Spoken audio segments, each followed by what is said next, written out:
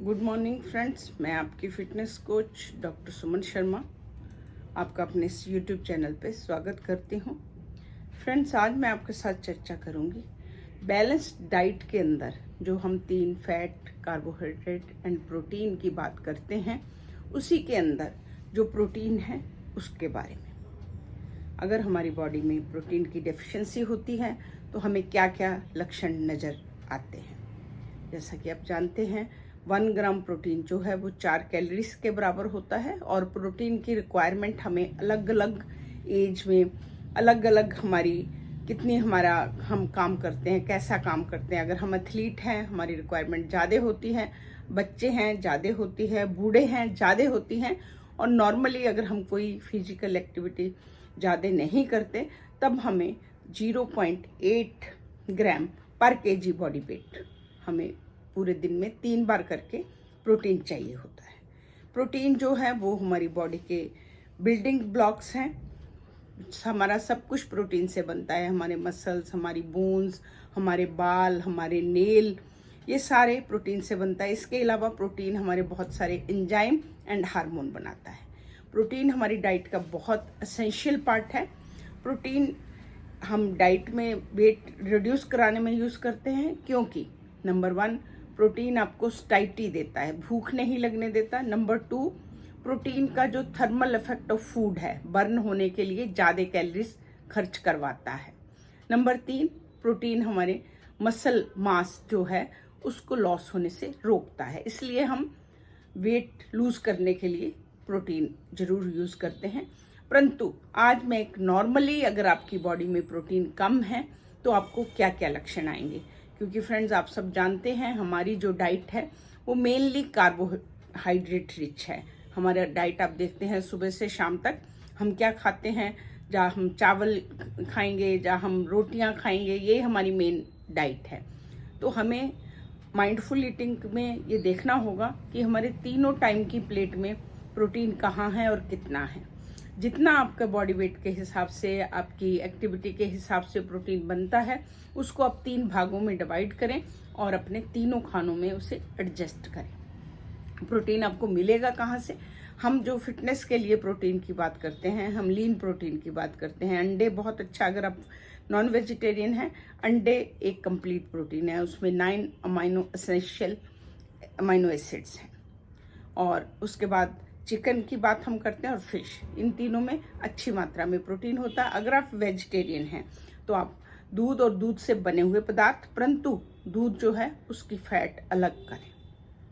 तो उसके बाद आपका सोयाबीन है, लोबिया है, राजमा है, इन सब में, किनुआ है, इन सब में प्रोटीन अच्छी मात्रा में होता है। तो ये आप अपने हिसाब से ऐड करें। आज का मेरा जो विषय रहेगा वो रहेगा, अगर आप देखते हैं आपके बच्चे का कद नहीं बढ़ रहा, उसकी वेट गेन नहीं हो रहा, उसके बाल जो हैं उनका कलर अलग हो रहा, ब्राउनिश हो रहा है, उसका जो मसल मास है बिल्कुल लूज हो गया है, आप बहुत बार देखते हैं, इसको हम प्रोटीन माल न्यूट्रिशन बच्चों में बोलते हैं।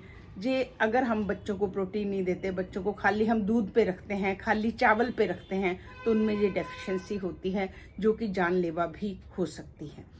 तो अगर आपके बच्चों का वजन नहीं बढ़ रहा, हाइट नहीं बढ़ रही, तो एक बार आप इस बात के लिए अपने डॉक्टर से जरूर मिलें कि कहीं प्रोटीन की डेफिशिएंसी तो नहीं है।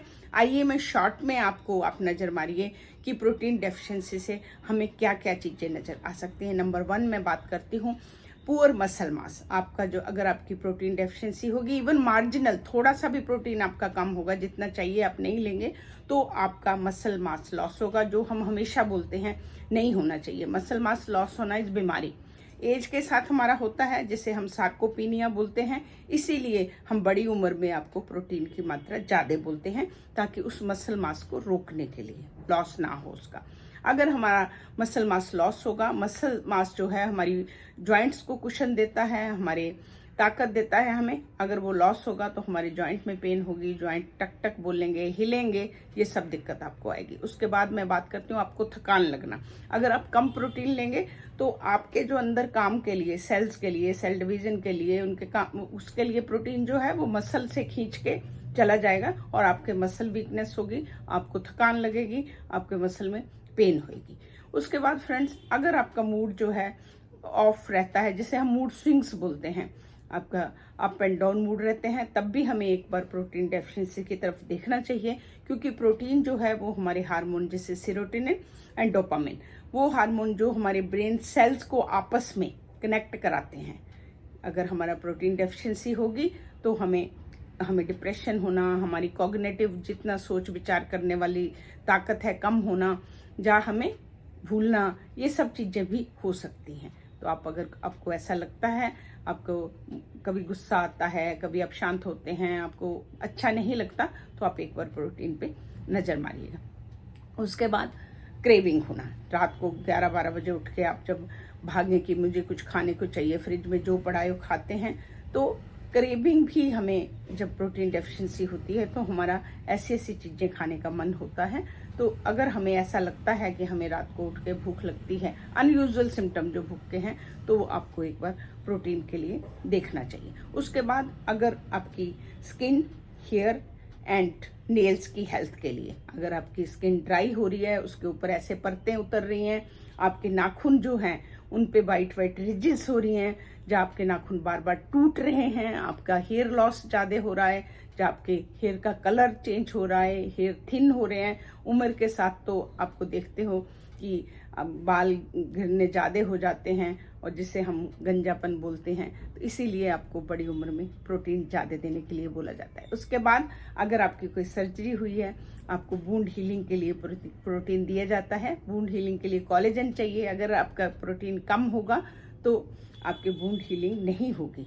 इसीलिए डॉक्टर आफ्टर सर्जरी आपको प्रोटीन रिच पदार्थ खाने को बोलते हैं। आप एग खाइए, आप चिकन खाइए, आप उसके बाद अगर आप बोलते हैं हम वेजिटेरियन हैं तो आपको चने खाने के लिए बोलते हैं, स्प्राउटेड चने लीजिए, आप चने का सूप लीजिए, या सोयाबीन लीजिए, दूध के पदार्थ लीजिए, दही लीजिए। इस तरीके से डॉक्टर आपको एडवाइस करते हैं ताकि आपकी हीलिंग अच्छी हो।